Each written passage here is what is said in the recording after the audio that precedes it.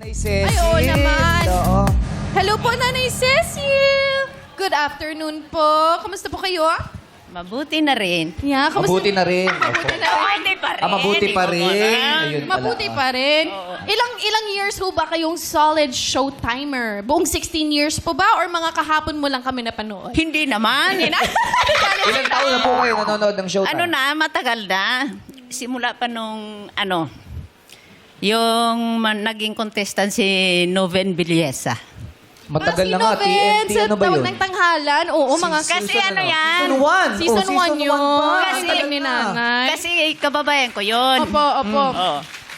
Saka maganda rin dahil proud din ako. Okay pa, nanay. Proud din ako kasi binigyan niya ng corona ang Negros Occidental. Tama. Yes! Hello sa Proud mga na kababayan. taga-Negros Occidental. Oo.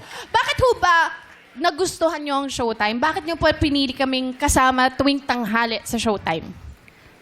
Nagagandaan kasi ako kay Vice. Oh, Nakita niyo na ho ba siya ng personal? Si Ann hindi pa, ikaw pa lang. ako hindi pa first time. Oh, ngayon pa lang, ang ganda-ganda mo pala. Thank you. Ano po pa, aside sa pagiging guwapo Uy!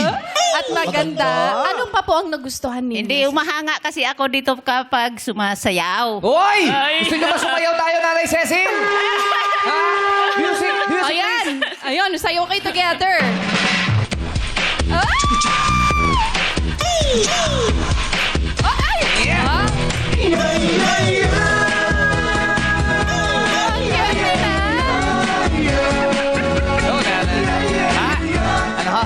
Napagod na ako. Napagod. Kata music, kata music. Napapagod na. Ilang taon na ba ho kayo? Ilang taon na? I'm already 64. Wow, di halata. Oh. So, nagiging bonding niyo po ba ng buong pamilya, yung mga anak ninyo, plus yung mga apo, ang pagpapanood ng Showtime? Siyempre naman. At saka nagagalit ako kapag hindi nila binubuksan ang TV. Ay, yun ang kaaway. Sino kaaway niyo sa TV? Yung anak ko. Kasi ang gusto niya, cartoons. Bata ang po pa cartoons kasi. ang gusto. Oo. Paano niyo no kinukonvince yung apo niyo o yung anak ninyo na manood ng Showtime? Hindi, sabi ko sa kanya, ilipat natin, ikaw na lang mamaya. At saka may panunuorin lang ako. Pinagbibigyan naman po nila kayo. Oh. Correct. Ano ho ba nagagawa ng Showtime sa buhay ninyo, Nanay Cecil? Parang nawawalan ako ng problema at saka yung pagod ko parang nawawala. Kumbaga, panandalian po, nawawala po ang mga pinagdadaanan sa buhay. ano? Oo.